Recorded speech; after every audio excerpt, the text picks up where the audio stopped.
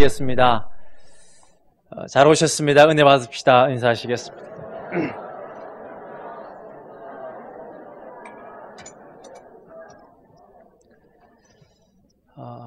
동역자된 우리 모든 지체들이 이렇게 하나님 앞에 찬양하고 예배하는 이 자리가 얼마나 복된지 모르겠습니다. 하나님께서 은혜로 능력으로 채워줄 줄로 믿습니다.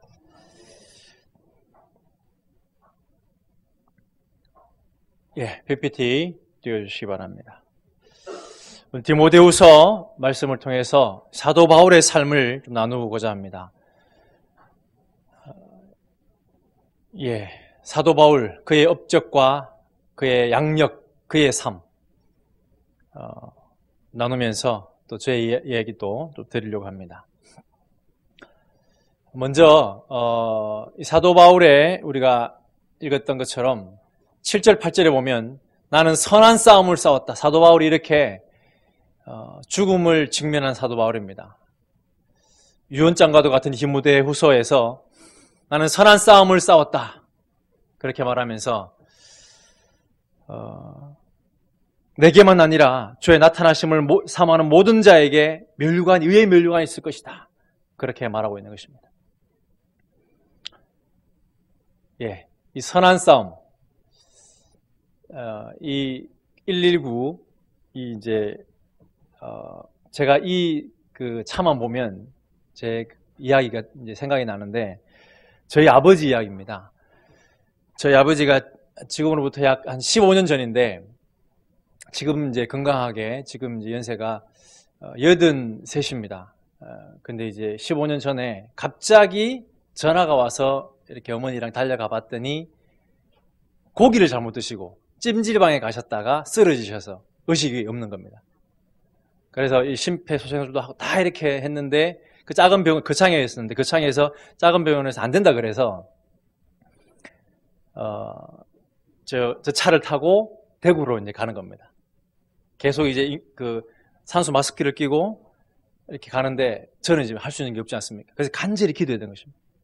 계속 기도하면서 하나님, 또 어머니도 계속 이렇게 지금은 데려가면 안 됩니다. 뭐 애들도 많고 막 그렇게 기도하신 게 기억나는데, 그리고 나서 이제 대구의 큰 병원 동산병원에 가서 이렇게 정확하게 기억이 안 납니다만 한 이틀 정도 있는데 깨어나신 겁니다.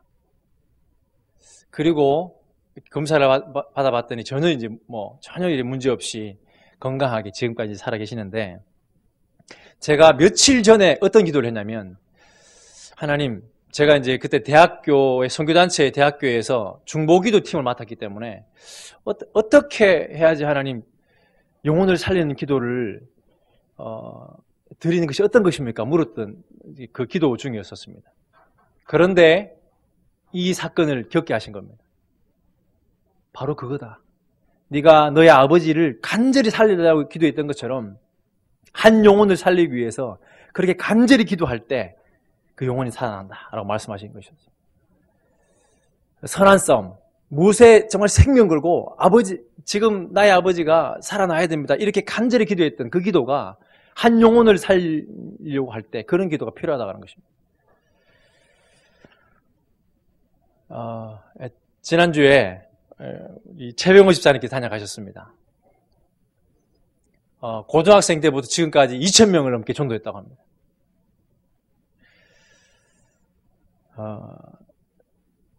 또 이제 최 집사님이 이제 지난주에 오시기 전에 수요일 날 왔지 않습니까? 화요일 날 유민이 얘기를 했지 않습니까? 유민이가 또 차 사고가 났는데 저에게도 화요일 저녁에 그게 소식이 전해졌거든요. 저도 이제 유민이가 저희 또 이제 청소년부의 저희 반이거든요. 소식을 들었는데 얼마나 이 마음이, 그래서 금식해야 되겠다 그런 마음 먹고 계속 기도했습니다. 그리고 이제 그 다음 날이 되어서 이제 수요일 날 이렇게 제 집사님 나오셔서 유민이 자랑을 많이 하더라고요. 교회에서는 어떤가? 최고로 났습니다. 최고로 났는데 저희 반에서 최고로 났는데 그리고 전체, 우리 청소년 전체 분위기가 좀 이렇게 뒤로 빼는 분위기입니다. 그래서 그런 분위기를 지난주에도 유민이가 왔길래 너무 감사해서, 유민아, 학교에서 선생님 너무 너희 자랑을 많이 하더라. 교회에서 좀 도와달라고 얘기하면서, 예, 그러니까 이제 유민이가 또 그렇게 열심히 하겠다는 그런 말을 했었습니다. 지금은 이제 차 사고가 나서 이렇게 붕 떴다가 이렇게 또 큰 사고였는데, 참 하나님의 은혜로 기적과 같이, 집사님 얼마나 걱정 많이 했겠습니까? 설교를 앞두고 그런 사건이 일어났었으니까. 그런데 정말 하나님의 은혜였는데, 정말 또 후유증 없이 잘 회복될 수 있도록 이런 기도해 주셨으면 좋겠습니다. 제가 이 집사님의 이야기를 이렇게 또 들으면서 도전받았던 것은, 이 집사님은 소득의 30% 이상을 전도와 이 세 가족을 위해 쓴다고 합니다. 그리고 2,000명을 전도하기까지 3,500명의 전화번호를 휴대폰에 저장해 놓고 A, B, C 그룹, 우리 들었지 않습니까? 그래서 새벽마다 영혼을 위해 기도한다는 것입니다. 얼마나 귀한지. 또 한 분을 좀 소개하려고 합니다. 자, 이 집사님과 함께 제가 지금 화평 이후 초청잔치가 있는데 제가 어떻게 해야 될 것인가, 그런 이제 기도 중에 또 떠오른 목사님인데, 이 책을 쓰신 분입니다. 손현보 목사님이라고. 목사님, 전도가 너무 쉬워요. 이 책을 썼는데, 예, 처음에 개척을 저렇게 작은 교회에서 시작했다가 2013년도, 16년도입니다. 2016년도에 약 3,000명의 교회, 4,000명인가 그런 교회로 지금 성장을 시켰습니다. 20명에서. 그래서 그 목사님이 이렇게 여기 이렇게 나와 있습니다. 전도사님으로 부임해서, 예, 그 3개월 만에 100명을 모집했습니다. 100명을 전도한 겁니다. 그래서 처음에는 어촌이었는데 뭐 다 이렇게 불평하고, 어쩌려고 그러십니까? 우리 교회는 100명이 앉을 자리도 없는데, 그 동네 사람이 100명도 안 되는데 어떻게 100명이 모입니까? 절대 안 됩니다. 막 이런 얘기가 나왔답니다. 그런데 놀랍게도 기도하고 열심히 전도했더니 100명이 채워진 겁니다. 그런데 100명이 채워지고 나서 더 놀라운 것은 300명을 또 제안하신 겁니다. 목사님이. 더 반대가 심했죠. 그래서 사모님조차도 뭐 주변에서 들리는 소리가 목사님 허풍쟁이다, 이런 소리가 들린다라고 막 얘기하면서 말렸다고 합니다. 그런데 목사님이 이제 한 달 후에 기도 중에 다른 세상 소리 듣지 말고 하나님 의지하고 우리가 목표를 더 높이 세워야겠다, 그러면서 1,000명을, 한 달 후에 1,000명을, 약 지금 300명도 안 모이는데 100명 간신히 모이는데 1,000명을 선포하고 나아가던 것입니다. 그런데 이제 주변에서는 15km 밖에 그 아파트가 있고, 또 그 교회 자체 주변에 마을 사람이 많이 없는 것입니다. 그래 놀랍게도 결과를 먼저 말씀드리면, 한 달 후에 976명이 예배 드렸다고 하는 것입니다. 그리고 그날에 147명이 예수님을 믿기로, 그러니까 넌크리스찬이 온 곳이죠. 그냥 수평이동이 아니라 그런 놀라운 역사를. 그래서 지금은 3,000에서 4,000명 가까이 모인다고 합니다. 부산에 이 근처 교회 같습니다. 김해인지 정확한 위치는 모르지만, 그 목사님의 메시지가 이겁니다. 내가 최선을 다해서 이룰 수 있는 만한 목표, 그 목표가 있지 않습니까? 그 목표의 10배가 되는 목표를 정하라고 하는 것입니다. 그래야지 나는 불가능하기 때문에 기도할 것이고, 나는 불가능하기 때문에 하나님께 의지할 때 하나님이 이루신다는 것입니다. 하나님은 충분히 이루실 수 있기 때문에 나는 이 정도는 억지로 하면 이 정도 할 거야, 곱하기 10을 하라는 겁니다. 최병호 집사님도 최소한 100명, 그러면서 이렇게 눈치를 보면서 50명 얘기했는데, 50명을 품어야지 뭐 이렇게 10명이 오지 않겠습니까? 이렇게 얘기한 겁니다. 근데 우리는 어떻습니까? 우리는 많아야 2명. 그러니까 누가 믿음이 더 좋은가? 보니까 우리가 더 믿음이 좋은 겁니다. 최 집사님이나 목사님은 믿음이 없어서 100명 작정해서 10명 이렇게 하는데 우리는 2명 작정해서 1명 올 거라고 생각하니까 믿음이 누가 줬는가? 그리고 이렇게 목사님이 말했다고 합니다. 5%의 꿈은 이루기 어려워도 5%의 꿈은 이루기 어렵답니다. 근데 30%의 꿈은 이루기 쉽답니다. 왜냐하면 5%의 꿈을 꾸는 자는 항상 째째하게 이 5%를 하기 째째하게 이런 자기 노력을 하지만 30%의 꿈을 꾸면 생각에 혁신이 일어나고 하나님을 의지하기 때문에 하나님의 능력이 나타난다고 하는 것입니다. 아멘. 그래서 저도 한 5명 했거든요. 짠해서 지금 20명 만들 20명. 제가 그래서 전희자, 전병령, 배정희, 배 씨는 다 제 가족이고, 예, 서영철 저는 이제 처가 식구입니다. 그리고 뭐 군대 친구 또 학교 친구 다 적어봤습니다. 그래서 우리 부산에 없지만 부산에 없는 친구 그 대부분이지만 저의 태신자, 제가 기도할 영혼들. 전희자 우리 이모님인데 근처에 삽니다. 제가 모시고 오려고 지금 기도 중에 있습니다. 그리고 친구, 태권도 동기 적다 보니까 이제 캄보디아까지 갔습니다. 캄보디아 아이들 그렇게 해서 적어냈습니다. 그래서 기도하고 우리가 적어내고 기도할 때에 하나님께서 마음을 열어주시고 바꿔주신다. 정말 그렇게 열정을 다해서 전심전력해서 화평이웃 초청잔치에 정말 순종하시기를 주님의 이름으로 축원합니다. 사도 바울은 나는 선한 싸움을 싸우고 나의 달려갈 길을 마쳤다. 믿음을 지켰다. 그러면서 의의 멸류관을 바라보고 있는 것입니다. 이 선한 싸움, 전심전력, 달란트 비유가 생각이 납니다. 5달란트, 2달란트 받은 자는 동일하게 이런 평가를 받지 않습니까? 주인이 이르되 잘하여도다 착하고 충성된 종아 네가 적은 일에 충성하였으니 우리가 어떤 일에 헌신하려고 지금 영혼 살리는 일에 헌신하고 있지 않으신지 모르겠습니다. 적은 일에 충성하였음에 내가 많은 것을 너에게 맡기리니 내 주인의 즐거움에 참여할지어다. 5달란트, 2달란트 동일하게 그렇게 평가를 받습니다. 그러나 반대로 1달란트 그에게 하나님께 책망하시는 메시지는 이렇습니다. 그 주인이 대답하여 이르되 악하고 게으른 종아. 악한 것도 좀 게으르다. 그리고 이 무익한 종을 바깥 어두운 데로 내쫓으라 이렇게 말하고 하는 것입니다. 정말 우리가 게으르지 않도록 전심전력할 수 있는 저와 우리 모두가 되기를 간절히 소망합니다. 예. 릴레이 기도, 또 112 기도. 제가 어제 112 기도를 빼먹었습니다. 죄송합니다.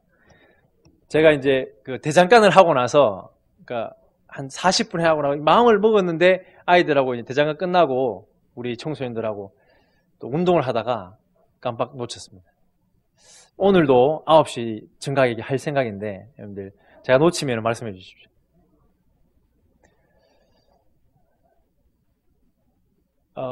지금 이 디모데 후서를 쓰고 있는 디모데 그 후서의 저자 사도 바울은 이렇게 이 감옥에 갇혀 있습니다.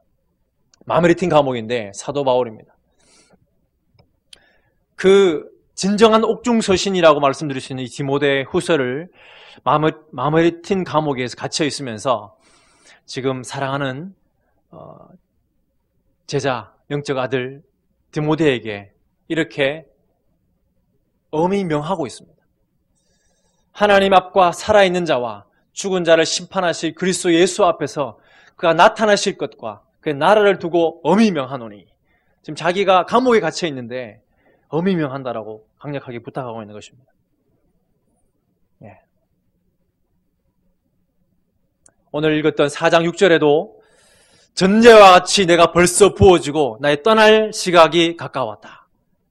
1장 1절에 하나님의 뜻으로 말미암아 그리스도 예수 안에 있는 생명의 약속대로 생명을 거듭나게 하셨고 다메섹 도상에서 그리고 주님 앞에 전심전력했던 그는 이제는 이 차가운 마메리틴 감옥에 있으면서 그 환상을 보는 것입니다. 전제와 같이 내가 이제 벌써 부어지고 나의 떠날 시각이 가까웠다라는 그것을 인식하면서 그러나 절망이 아니라 주님의 그런 두 팔 벌리고 칭찬해 주실 그것을 바라보고 있는 것입니다. 그러면서 그 바통을 이어받을 디모데에게 메시지를 던지고 있는 것입니다. 사도 바울은 이러한 정말 전심전력하는 삶을 살았습니다. 이 1차, 2차, 3차 전도 여행, 그리고 잡혀서 가면서까지 하나님의 복음에 쓰임받은 인물이 사도 바울 아니겠습니까? 그리고 2년의 여러 가지 이제 절차를 밟고 가서 2년 동안, 약 4년 후에 풀려납니다. 풀려나고 가만히 있었던 것이 아니라 또 전도하러 갔다가 결국에 잡혀서 다시 로마 감옥에 갇혀서 숨겨야 되는 것입니다.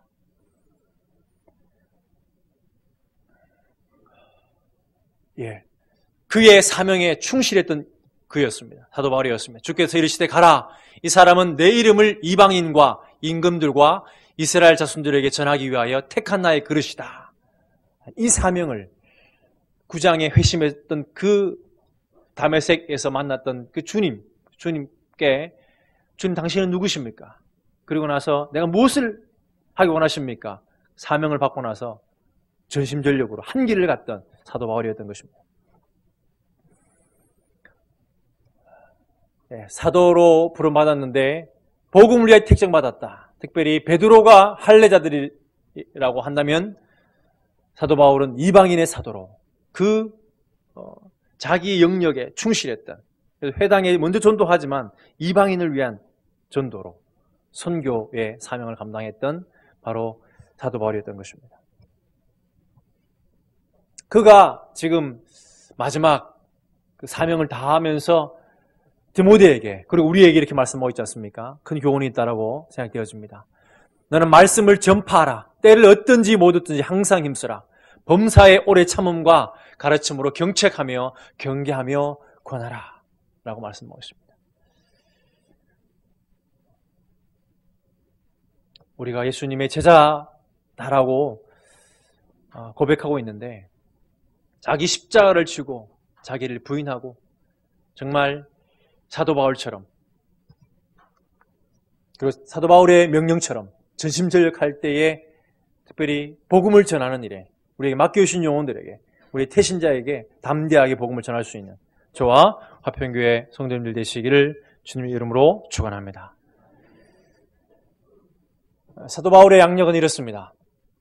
다소에서 태어났고 베냐민 집하고 천막 제조업을 배웠던 것이 참 유용하게 재정을 다른 데 이렇게 요청하지 않아도 되는 그러한 참 유익함이 있었습니다. 최고의 학문을 가말리엘 문화생으로서 수학을 했고 히브리인 중에 히브리인 바리새파였습니다. 그리스도의 핍박하는 열심을 보였던 초기, 그러나 다메섹에서 회심하게 되고 직가의 아나니아에게 성령의 충만함과 눈이 다시 회복되어지면서 그 자리에 세례를 받는 장면까지 만나볼 수 있습니다.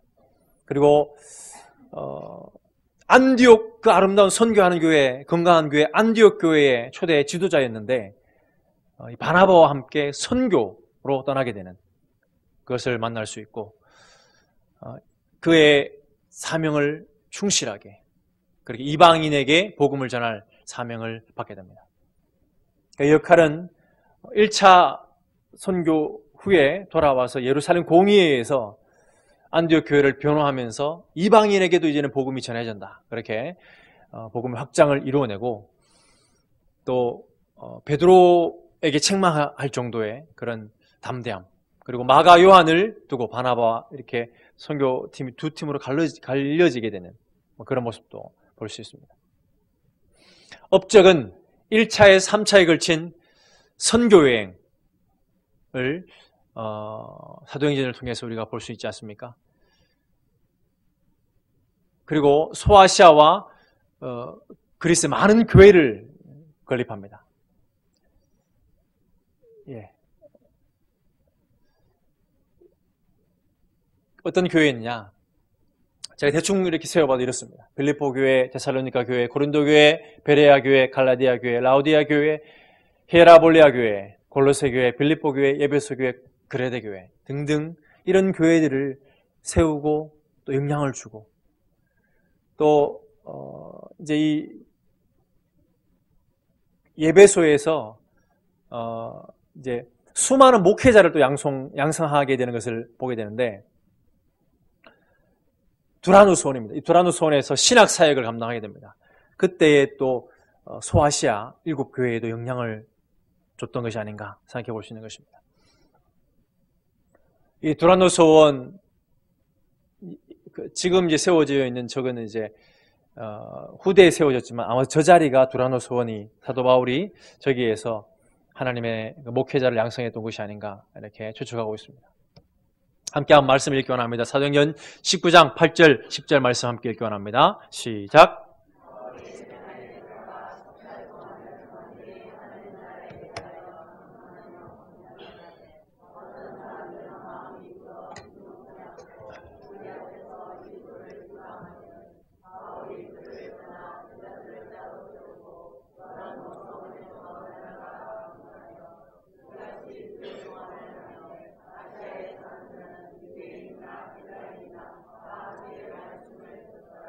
아멘.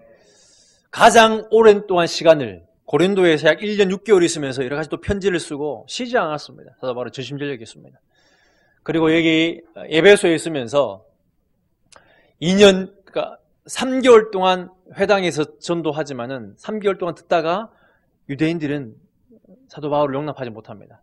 그래서 바깥에 나가서 두란노 사람이 하여튼 그런 이 회당을 빌려서, 회당이 아니라 어떤 그 공간을 빌려서 이태 동안이나 2회 동안이나 유대인이나 헬라인이나 다 주의 말씀을, 그러니까 매일매일 주의 말씀을 전했다라고 하는 것입니다. 그래서 하나님의 위대한 그 사람들, 에바브로부터 시작해서 여러 사람들을 이렇게 양성했던, 정말 하나님의 귀하게 쓰임받았던 인물이 사도 바울인 것입니다. 그리고 우리가 잘 아는 것처럼 편지를 이렇게 편지를 썼지만 성경이 되어서 우리에게 주어져 있는 13권의 사도 바울의 서신입니다.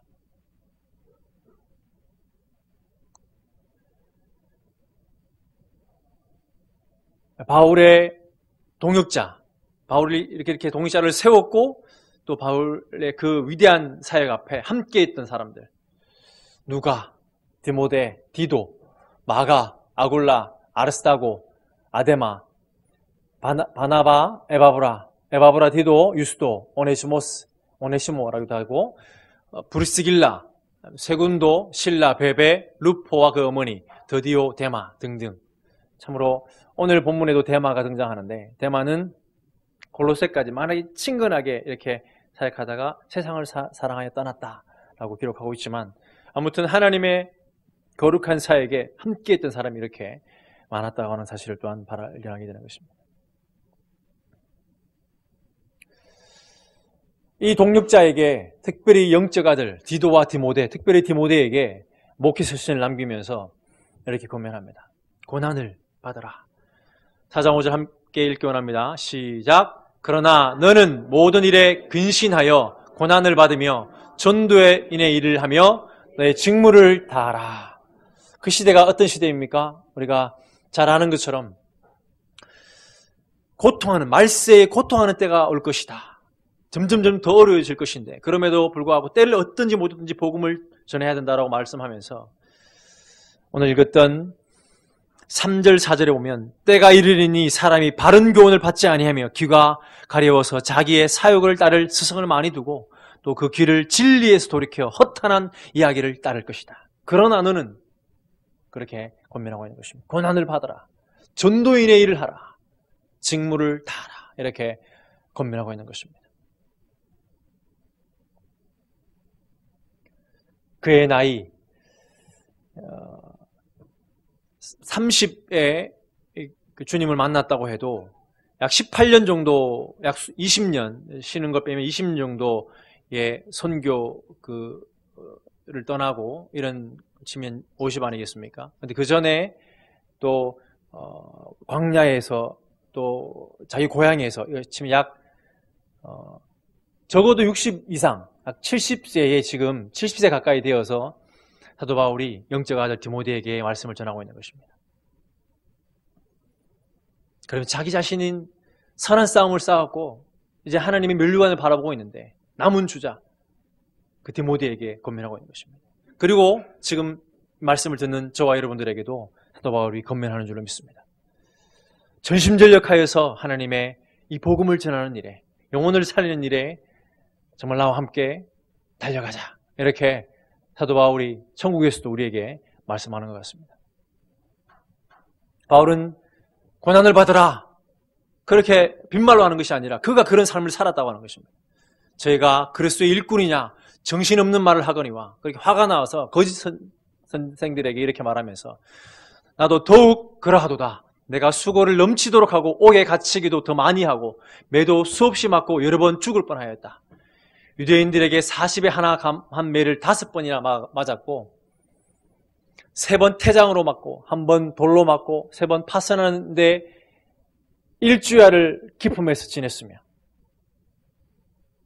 여러 번 여행의 강의 위험과 강도의 위험과 동족의 위험과 이방인의 위험과 시내의 위험과 광야의 위험과 바다의 위험과 거짓 형제 중의 위험을 당하고 또 수고하여 애쓰고 여러 번 자지 못하고 줄이며 목마르고 여러 번 굶고 춥고 헐벗었다. 이렇게 기록하고 있습니다.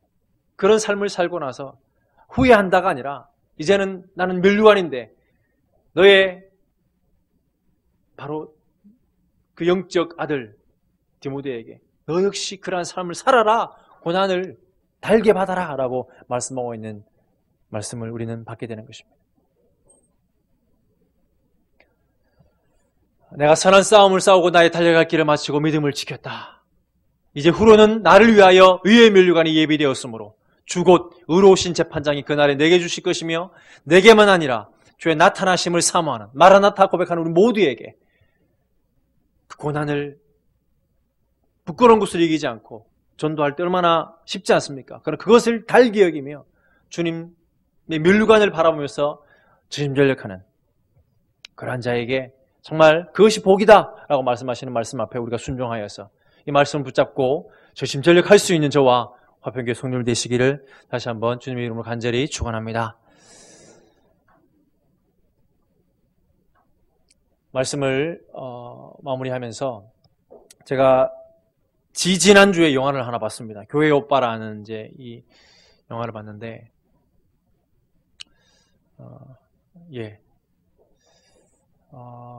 이 집사님의 성함은 이관희 집사님입니다. 작년 2018년도 9월 달에 돌아가셨습니다. 근데 대장암 4기 판정을 받고 투병하다가 그 투병기가 다큐멘터리로 방영됐고, 그래서 정확하게 모르겠습니다만 MBC에서 방영이 됐는데 믿지 않는 자, 그리고 천주교, 그리고 이제 기독교 이렇게 세 이제 투병기를 했습니다. 근데 그렇게 믿지 않는 사람이 PD가 했습니다. 그래서 여러 참 제약이 많았는데 믿지 않는 감독이기 때문에 방영이 그대로 세상에 다 알려졌습니다. 놀랍게도 이 질병을 대하는 태도가 다 신을 원망하는데 이관희 집사님은 정말 하나님 앞에 이 질병을 태연하게 그것을 이겨내는 그 모습을 담아내서 세상에 알려졌습니다. 참 제가 영화를 보면서 얼마나 많이 울었는지 모릅니다. 근데 이제 엎친 데 덮친 격으로 그 아기가 태어났는데 그 또 남편이 암이 선고가 받고 어머니가 그 고통을 견디지 못하고 사실은 이렇게 자살하게 됩니다. 그걸 바라보고 원망하지 않고 하나님 이러다 다 죽겠습니다 이렇게 간절히 하지만 그래도 욥이다 이런 별명을 많이 지어줬는데 이 고통을 어떻게 견뎌야 되겠습니까? 그래서 항암 치료받고 근데 더 안타까운 사실은 이 아내가 또 암 선고를 받습니다. 그러니까 너무 힘들어서, 그런데 점점 같이 이렇게 투병해 나가면서 남편의 그 믿음이 아내에게 전달되면서 놀라운 믿음으로 지금은 완전히 완쾌됐습니다. 아내분은 오은주 집사님인데 간증을 하고 다니면서 이 영화가 5월 달에 개봉됐습니다. 그래서 이 영화 홍보도 하면서 정말 하늘에서 하나님과 함께 주님과 함께 이 남편 되는 이 집사님 얼마나 기뻐할까. 다시 주님과 함께 남편을 만났을 때 수고하고 좀 잘 싸우고 왔다. 고맙다. 그런 말을 듣고 싶다. 이런 이제 간증을 하는 것을 들었습니다. 그가 하루만 더 살 수 있다면 내가 다른 것이 하루만 더 살고 싶은 것이 아니라 하루라는 시간이 주어진다고 한다면 조금이라도 그 하나님과의 온전한 관계, 하나님 가장 기뻐하는 삶을 살기 위해서 내가 하루를 더 살고 싶다. 이런 고백을 하는 것입니다. 그래서 이제는 다시 재발합니다. 이 남편이. 그래서 작년에 돌아가셨는데 재발했을 때에 이제는 그만 촬영하고 싶다. 이런 마음을. 그래서 믿는 사람이나 믿지 않는 사람이나 덕이 되는 게 없지 않느냐 이렇게 고백했는데 그러다가 묵상 중에 병이 치유만 되는 것이 하나님의 영광이 아니라 이 병을 잘 이겨내는 것도 이겨낸다는 말이 고치지 않지만 병을 능히 이기고 부활의 산 소망을 잘 죽는 것도 하나님께 영광이 된다. 이런 마음을 바꿔먹고 촬영을 시작하고 영화가 되어서 10일 만에 하나님의 부르심을 받습니다. 그 장면도 다 영화에 담겨져 있는데 얼마나 그 분위기가 그 임종을 맞는 분위기가 천국인지 모릅니다. 그 아내가 안아주면서 축복하면서 그렇게 주변 사람들도 막 축복하면서 그런 죽음을 맞이하는 모습을 영화를 봤습니다. 우리에게 하루가 주어진다면 이 하루에 우리는 어떻게 살 것인가? 정말 주님 명령하신 그 명령에 순종하면서 만약에 제가 하루만 남아있다면 무엇을 할 것인가 생각해 봤습니다. 저는 하나님과 함께 제가 정말 가장 기뻐하는 말씀을 연구하는 것 그것을 더 깊이 하고 또 주님 명령하신 복음 전하는 일에 최선을 다하겠다. 그런 마음을 먹었습니다. 예, 저와 여러분들이 진정으로 허락하신 이 하루 그리고 우리의 일평생 언제 죽을지 알지 못하지 않습니까? 정말 주님께서 명령하신 복음을 전하는 일에 전심전력하는 일에 승리하시는 저와 화평교회 성도님들 되시기를 주님의 이름으로 간절히 축원합니다. 예, 함께 우리 119 기도를 준비하면서